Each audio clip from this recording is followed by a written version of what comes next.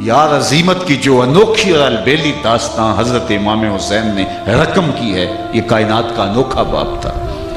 جتنے دکھ آپ پر آئے ہیں کو ہمالیہ پہ پڑے تو ان کا پتا بھی پانی ہو جائے، جوان بیٹے تبھی موت سے مر جائیں تو باپ توازن کھو جانے کے قریب ہوتا ہے، ساری بستی دلاسا دینے والی ہوتی ہے، اور جب جنازہ اٹھتا ہے تو 10 آدمی سنبھالا دے کے قبرستان لے جا رہے ہوتے ہیں۔ یہ کون ہے؟ کہا اسی کے لگتے جگر کا جنازہ جا رہا ہے۔ لیکن میں قربان نہ جاؤں حسین ابن علی پر۔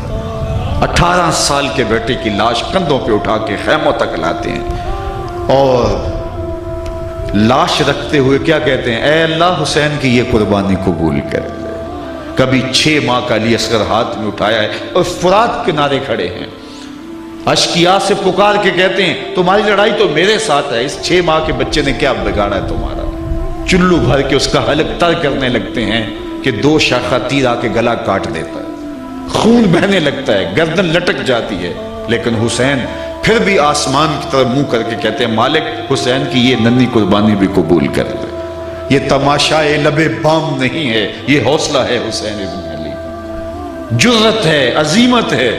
میں نے صبر کی ایک تعریف یہ بھی پڑھی ہے کہ صبر وہ ہوتا ہے جس میں معمولات عبادت قضا نہ ہو۔ صف اول میں نماز پڑھنے کی عادت تھی، گھر میں میت ہو گئی، لیکن صف اول میں ہی تکبیر اولا میں بھی کھڑا پایا گیا شخص صابر کہلائے گا۔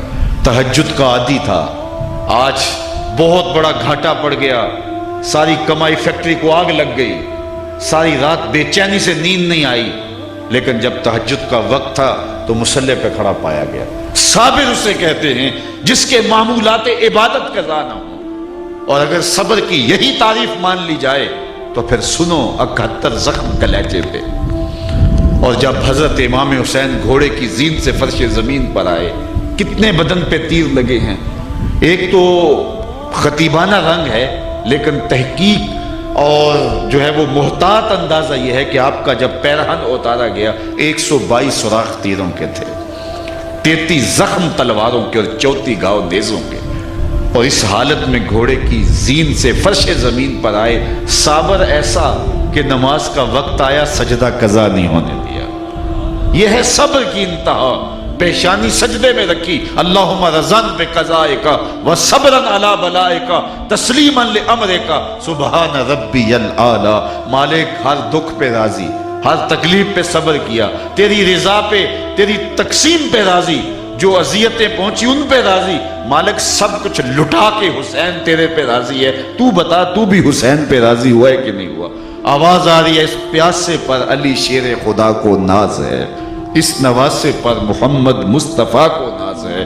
اوروں نے بھی سجدے کیے پر اس کا عجب انداز ہے، اس نے وہ سجدہ کیا جس پر خدا کو ناز ہے۔ دست قاتل نے سر حسین تب کاٹا جب وہ سجدے میں جھکا ہوا تھا۔ اچھا، انہوں نے سر نبرد کاٹ کے نیزے کی نوک پہ چڑھایا اس لیے کہ اپنے قافلے والوں کو بتائیں کہ ہم جیت گئے، دیکھیے سر حسین نیزے کی نوک پہ۔ لیکن لشکر یزید سے آواز آئی یہ کیسا سر ہے جو کٹ کے بھی سر بلندی ہے، یہ سر کٹ کے بھی اونچا ہے، جو دلوں کو فتح کر لے وہی فاتح زمانہ۔ یزید مٹ گیا، اس کا نام مٹ گیا، اللہ اکبر۔ اور حسین کل بھی زندہ تھا، حسین آج بھی زندہ ہے۔ ولید بن عبد الملک بنو امیہ کا بڑا تگڑا حکمران گزرا، طواف کر رہا تھا، طواف کرتے کرتے اس کا جی چاہا کہ حجر اسود کو چوم لوں، لیکن جب آگے بڑھا تو رش اتنا تھا کہ آگے بڑھنے کی ہمت نہ ہوئی، تو ایک سمت کھڑا ہو گیا کہ موقع ملتا ہے، کم رش ہوتا ہے تو میں حجر اسود کو بوسہ کروں۔ اتنے میں امام زین العابدین بھی طواف کرتے کرتے حجر اسود کے مقابل آئے، ایک لمحے کا توقف کیا، لوگوں نے راہیں چھوڑ دی، آگے بڑھے، بوسہ کیا، پھر آگے بڑھ گئے۔ ولید کو بڑا غصہ آیا، اس کے پاس اس کا درباری شاعر کھڑا تھا فرزدق، اس سے مخاطب ہو کے کہتا ہے من ھذا، یہ کون ہے؟ حالانکہ اسے پتا تھا یہ کون ہے۔ کسی کی اہمیت کو کم کرنے کے لیے کہا جاتا ہے یہ کون ہے، ہمارے پنجابی میں کہتے ہیں کون ہی، پتہ ہونے کے باوجود کسی کی اہمیت کو کم کرنے کے لیے من ھذا بولا جاتا ہے۔ اس نے کہا من ھذا، یہ کون ہے؟ اب فرزدق اس کی منشا کو تو سمجھتا تھا کہ یہ مجھ سے کیا سننا چاہتا ہے، لیکن آج اس کی غیرت ایمانی جاگی، اس نے بادشاہ سے مخاطب ہو کے کہا تو نہیں جانتا یہ کون ہے؟ اس کو تو بطحا کے سنگ ریزے بھی جانتے یہ کون ہے۔ اس کو تو فرش والے بھی جانتے اور آسمانوں والے بھی جانتے ہیں، یہ فاطمہ کا بیٹا ہے، یہ رسول اللہ کا شہزادہ ہے۔ بادشاہ تو کچھ اور سن رہا تھا، لیکن فرزدق نے کھڑے کھڑے امام زین العابدین کا قصیدہ کہہ دیا، اس نے پکڑ کے جیل میں ڈال دیا۔ امام زین العابدین کو پتہ چلا تو انہوں نے جو ہے وہ 2 اشرفیوں کی تھیلیاں بھیجی، اور جب فرزدق کو وہ تھیلیاں پہنچی تو انہوں نے چوم کے آنکھوں سے لگایا، پھر واپس دیتے ہوئے کہا امام کو میرا سلام دینا، اور کہنا ساری زندگی نے ٹگوں کے لیے شاعری کی ہے، یہ شاعری ان ٹگوں کے لیے نہیں کی، آپ کے نانے کی شفاعت کے لیے کی۔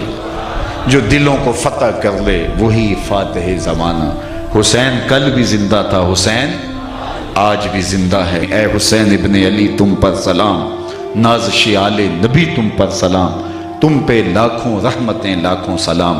اے شہیدان محبت کے امام، لالا گوں لالا بدن لالا کفن، اے چمن اندر چمن، زندگی ہی زندگی تیری حیات، اے حیات اندر حیات، افتخار ملت بیضا ہے تو، رب کعبہ کی قسم یکتا ہے تو، فخر کا دل میں دریچہ باز کرنا چاہیے، جن کا تو آقا ہے ان کو ناز کرنا چاہیے۔ اس لیے ہم کہتے ہیں آ حسین نہیں واہ حسین، اتنی عظمتیں اتنے بلند مرتبے تیرے کہ کن بلندیوں کو چھو گیا، جہاں کو ہمالیہ کا کلیجہ بھی دکھ نہ سہار سکے تو دکھ سہار کے مسکراتا ہوا دکھائی دے، یہ جرأت خون رسول کی ہی ہو سکتی ہے۔ تو حضرت امام حسین رضی اللہ تعالی عنہ کہ حضور عقیدت کا خراج اور محبتوں کا نذرانہ پیش کرنے والوں، آؤ دیکھو حضرت امام حسین رضی اللہ تعالیٰ عنہ کے کردار کی جھلک ہمارے اندر موجود ہے۔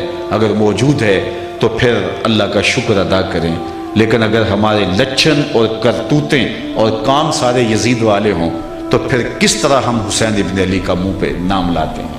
اگر ان کا نام لیا ہے تو پھر اپنی زندگی دیکھیے، انہوں نے تو برستی تلواروں اور برستے تیروں کے اندر بھی سجدہ قضا نہیں ہونے دیا، اور ہمیں توفیق سجدہ بھی نہ ہو تو پھر کس منہ سے حسین ابن علی کا نام لیں؟ تو آئیے ان کا نام لیا ہے تو ان کی سیرت کے نقوش اب اچھی طرح سے تھام لیں اور اپنی زندگی کو ان کی راہوں کا مسافر بنا لیں۔ حضرت امام حسین رضی اللہ تعالی عنہ نے ایک پیغام دیا، وہ سنی اور میری گفتگو اختتام کو پہنچی۔ جب مقام بیضا پہ پہنچے اور آپ کو یہ خبر جب پہنچ چکی تھی کہ حضرت مسلم بن عقیل شہید کر دیے گئے تو آپ سے کہا گیا حضرت حالات تو دیگر ہوئے ہیں، تو فرمایا کہ مجھے پتہ ہے کہ جو حالات کی یکسر تبدیلی ہوئی، اور اب میں آگے جاؤں گا بڑھوں گا تو میرے ساتھ کیا سلوک ہونے والا ہے، میرے ساتھ مخدرات بھی ہیں، خواتین بھی ہیں، لیکن اس کے باوجود میں آگے بڑھ رہا ہوں۔ کیوں؟ سنو، 2 جملے ہیں حضرت امام کے جس سے پورا فلسفہ شہادت حسین سمجھ میں آتا ہے۔ فرمایا وَلَكُمْ فِيَّ أُسْوَةٌ، میں اس لیے آگے جا رہا ہوں کہ قیامت تک جبر، ظلم اور استحصالی نظام کے خلاف کھڑا ہونے والوں کے لیے میں دلیل تو بنوں۔ اگر حسین ابن علی کی نہضت بھی نہ ہوتی، اگر وہ بھی نہ کھڑے ہوتے تو آج کون ظلم کے خلاف کھڑا ہوتا؟ جب حسین ابن علی نے صلح کر لی، جب انہوں نے مفاہمت کا راستہ لے لیا تو ہم کون ہوتے ہیں؟ لیکن آج میں سوچتا ہوں جب انہوں نے اپنا قیمتی خون بہا دیا تو میرا خون حسین ابن علی کے خون سے قیمتی تو نہیں ہے۔ تو فرمایا وَلَكُمْ فِيَّ أُسْوَةٌ، میں اس لیے آگے بڑھ رہا ہوں کہ میری زندگی تمہارے لیے نمونہ بن جائے۔ مہاتما گاندھی نے جب برطانوی سامراج کو للکارا نا تو بہت تھوڑے لوگ تھے ابتدا میں، تو اس نے اپنی مٹھی بھر جماعت کو جمع کیا اور کہا تم کہو گے ایسی سلطنت سے ٹکرانے کے لیے جا رہے ہیں جس کی حدود اتنی وسیع ہیں کہ سورج طلوع بھی ہوتا ہے اور غروب بھی حدود میں ہوتا ہے، تو یہ دیوار کے ساتھ ٹکر مارنے کے مترادف نہیں ہے؟ کہا مجھے سمجھ ہے اچھی طرح، لیکن اس کے باوجود میں اس سلطنت سے ٹکرانے جا رہا ہوں، میرے سامنے حسین ابن علی کا کردار موجود ہے۔ تو پھر سنو، ظلم کے خلاف، جبر کے خلاف، استحصالی نظام کے خلاف جب بھی جو بھی کھڑا ہوگا حرارت خون حسین سے۔ اقبال نے جو خراج پیش کیا، قلم توڑ دیا، سرخ رو عشق غیور از خون ہو۔ اقبال کہتا ہے عشق غیور کے چہرے پہ جو تمہیں سرخیاں نظر آتی ہیں، یہ سرخی حسین کے خون کی وجہ سے۔ سرخ رو عشق غیور از خون ہو، شوخی این مصر از مضمون ہو، تا قیامت قط استبداد کر، موج خون او چمن ایجاد کر، اللہ اللہ بائے بسم اللہ پدر، مانائے ذبح عظیم آئے پسر۔ تو یہ ہیں حضرت امام حسین رضی اللہ تعالیٰ عنہ، جنہوں نے عظیمت کی انوکھی البیلی داستان رقم کی، اللہ ہمیں ان کے نقوش پا کی برکت نصیب فرمائے۔ وآخر دعوانا ان الحمدللہ۔